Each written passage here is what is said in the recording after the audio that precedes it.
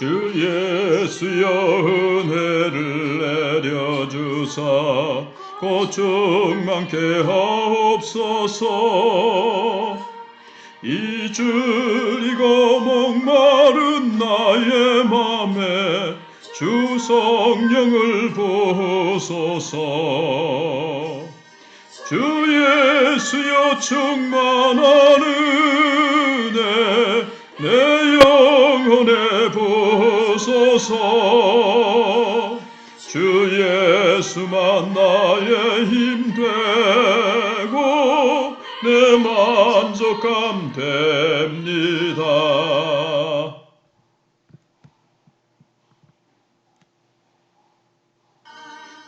주 예수여 죄에서 풀어주사 날 정결케 하옵소서. 이 세상의 유혹이 나의 맘에 틈 못하게 하옵소서. 주 예수여 충만한 은혜 내 영혼에 부으소서. 주 예수만 나의 힘 되고 내 만족함 됩니다. 옛 야곱이 천사와 씨름하던 그 믿음을 주옵소서. 이 세상의 물결이 흉흉해도 날 평안케 하옵소서. 주 예수여 충만한 은혜 내 영혼에 부으소서. 주 예수만 나의 힘 되고 내 만족함 됩니다. 주 예수여 완전한 주의 사랑 나 받기를 원합니다. 그 사랑이 내 맘에 충만하여 날 기쁘게 하옵소서. 주 예수여 충만한 은혜 내 영혼에 부으소서.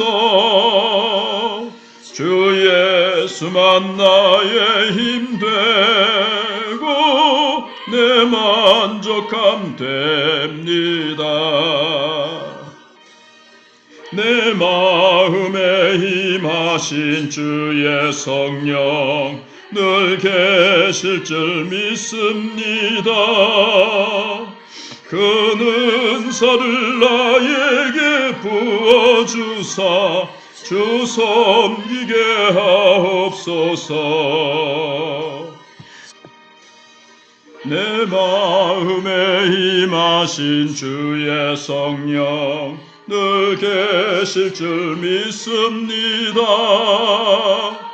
그 은사를 나에게 부어주사 주 섬기게 하옵소서. 주 예수여 충만한 은혜 내 영혼에 부으소서. 주 예수만 나의 힘 되고 내 만족함 됩니다.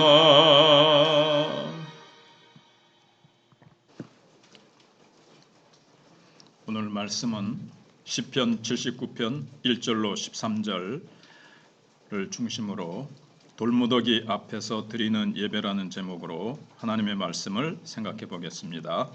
먼저 시편 79편 1절로 13절 말씀을 봉독해 드리겠습니다. 아삽의 시. 하나님이여 이방 나라들이 주의 기업의 땅에 들어와서 주의 성전을 더럽히고 예루살렘이 돌무더기가 되게 하였나이다.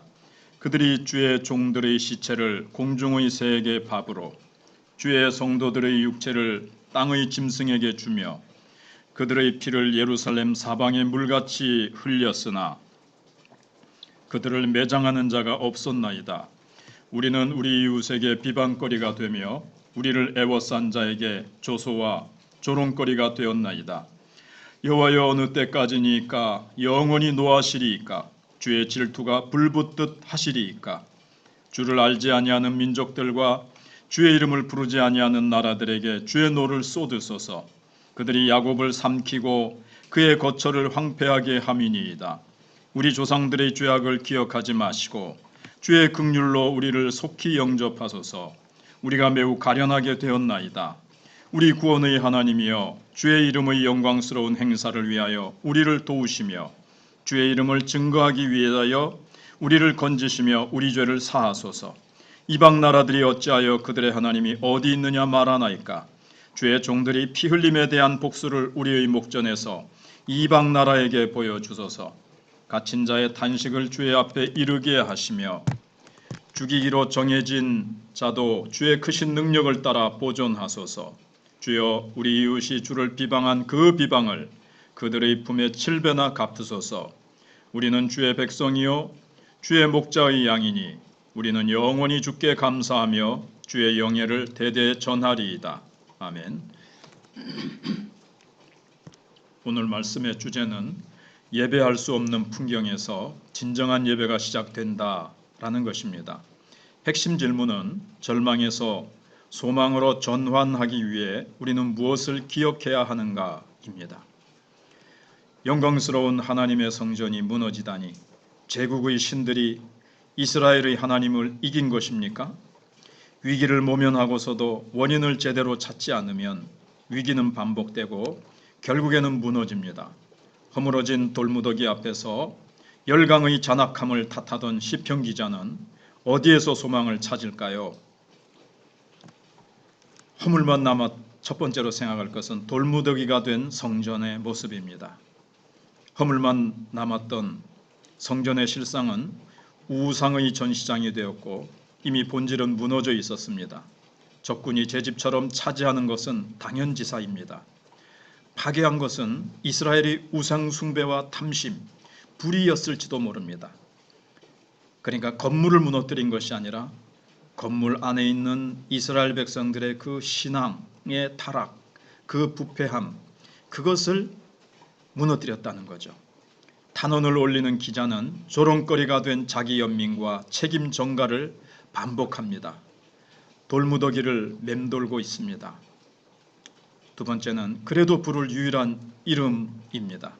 절망의 끝에서 부를 이름은 손으로 만든 허수아비 우상이 아닙니다. 실패하고 무너진 바닥에 엎드려야 구원하시고 용서하시는 하나님을 만날 수 있습니다. 무너진 돌무더기 같을지라도 외면하지 않으시고 구원하시는 하나님을 부르고 찾을 때 비로소 절망은 소망이 되고 참 예배가 드려집니다. 세 번째, 이스라엘의 목자이신 하나님. 눈에 보이는 화려한 성전이 그분의 이름을 지탱하는 것이 아닙니다. 이스라엘의 목자, 양을 위해 목숨을 버리기까지 언약에 신실하신 하나님, 그분의 임재가 성전을 성전되게 합니다. 그분만이 예배를 받기에 합당하십니다. 마침내 양이 목자를 부릅니다. 찾으면 그곳이 거룩한 성전이 됩니다.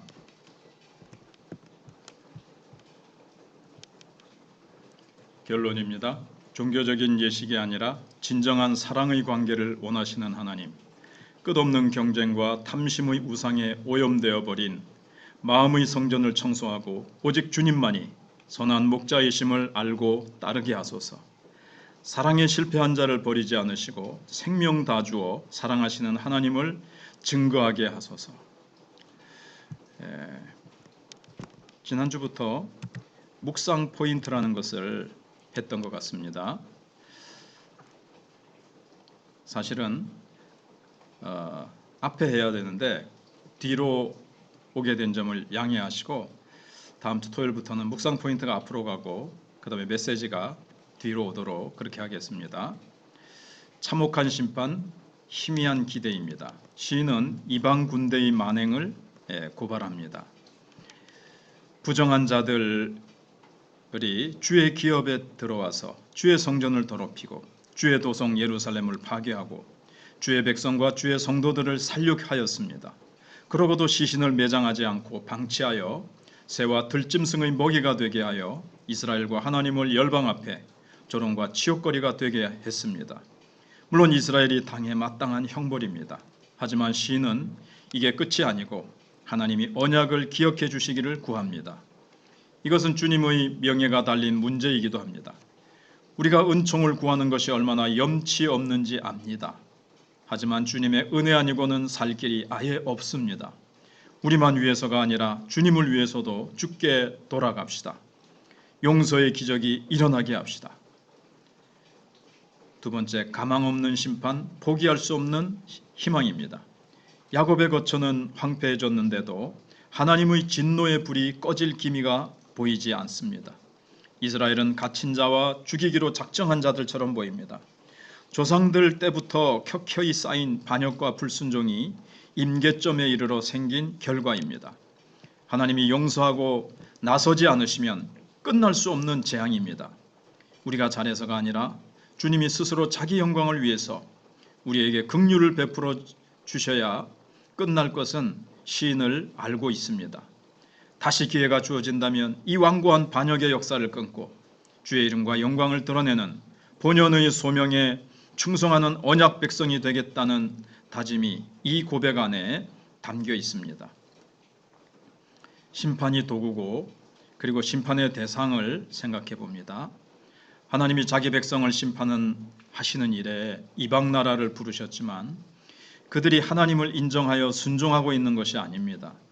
그들은 하나님과 상관없이 오만방자하고 잔인하게 자기 욕망에 충실하게 뿐이었어요. 이스라엘 백성들을 자기들의 탐욕으로 막 짓밟은 거죠. 하나님이 잠시 용납하실 것일 뿐이에요. 잠시 심판의 도구로 사용하셨을 뿐이죠. 그렇다고 해서 이방 강대국이 이스라엘 백성보다 더 낫다거나 하나님께서 그들을 악행을 정당화시켜 주시는 것은 아닙니다. 하나님이 스스로 이방 백성들에게 짓밟히면서 그 이방 신들보다도 못한 하나님처럼 참 모욕과 수치를 당하시면서도 그렇게 당하시기로 하신 것일 뿐 그들의 신이 옳고 강한 것이 아니었습니다. 시인은 그걸 알고 있습니다. 하나님께서 스스로 이 수치를 접고 영광을 드러내실 날이 올 것이라고 믿고 있습니다. 그리고 자기 백성을 회복하시고 보존하실 것을 기대하고 있습니다. 아멘. 우리도 우리의 죄로 인해서 우리의 부족함으로 인해서 어떠한 어려움과 환난을 당한다 할지라도 또 그의 죄로 말미암아 징계와 훈육을 당할지라도 우리는 결코 낙심하지 말고 환경이 절망적으로 무너져 내린다 할지라도 그 가운데 소망의 하나님께서 우리를 다시 회복시키시고 또 우리가 그 절망적인 무너진 상황 가운데서도 하나님 앞에 예배드리며 엎드리며 기도하며 주님을 바라보며 찬송할 때에 하나님께서 회복시키시고 새롭게 하시는 그 소망의 하나님을 우리가 다 같이 바라봅시다. 아멘.